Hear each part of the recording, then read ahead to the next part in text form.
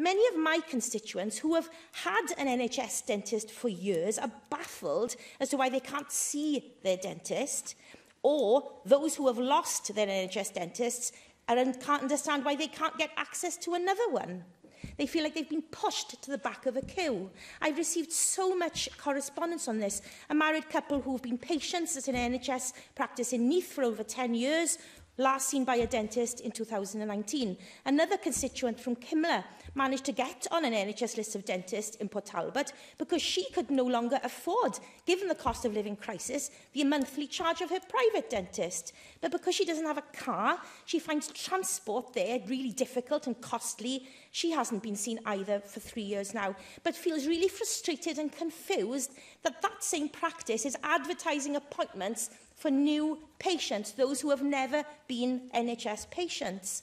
If you have an urgent need, yes, you can phone 111 for help for finding an emergency dentist, and you have to be experiencing severe pain that can't be cured with pain relief, or swelling, ulcers which haven't healed within a week.